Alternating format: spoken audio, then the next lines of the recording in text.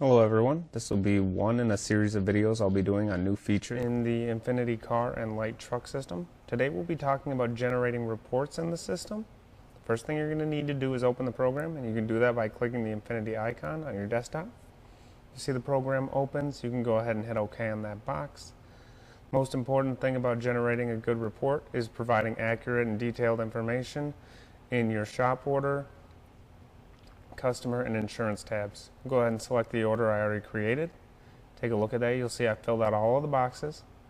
So you can go ahead and open that order. Now you can see under the customer tab, I've also filled all of those boxes in. And I've also done the same for the insurance. And you can see I've filled in all the relevant information here. This will come in handy towards the end of the process. We'll go ahead and hit the measurement tab here. We're not going to do any actual measuring, but I would like to show you one feature in this tab. We'll see that loads. Of course, we don't have any targets set up, so you won't see any information, but we're going to take a snapshot, so we'll hit sample and hold and hit take snapshot, and we'll just go ahead and name that test. Hit OK. Then we can go to the estimating software. Here, say we set up and measured something. We'll measure, let's see, well, let's just measure the front here.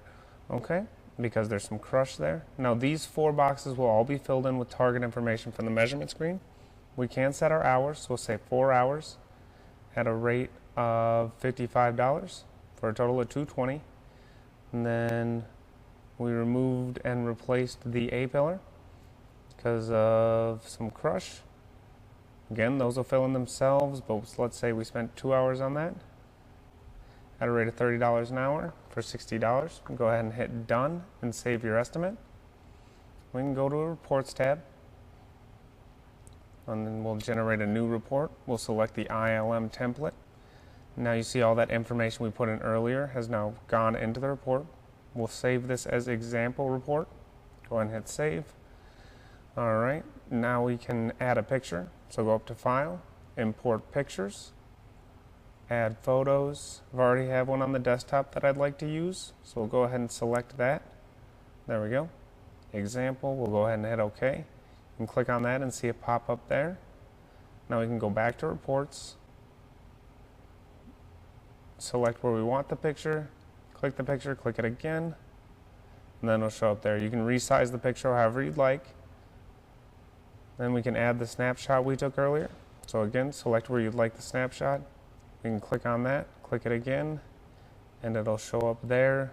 We can also add that estimate that we made earlier by selecting the place we'd like to put that and doing the same thing.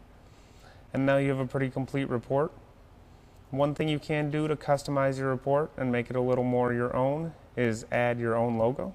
So here you see a file path. We're going to go ahead and replace that with our photo. So we'll go ahead and minimize it and check the properties on the photo we'd like to use. We can copy that file path and then look at the name of our image and what kind of file it is. So custom image.jpg. And we'll go ahead and click that again. We'll paste in the file path we copied from the Properties tab, and then do a backslash custom image .jpg. Okay, we can go ahead and hit OK. You see that logo is now popped up there. You can move it to the side anywhere you want on the page. We'll go ahead and center that. You can save your report. You can email it if you'd like. You can also print it by hitting the print tab right there. And now we're about done, so we can go ahead and exit. Thank you for watching, and I hope you enjoyed the video.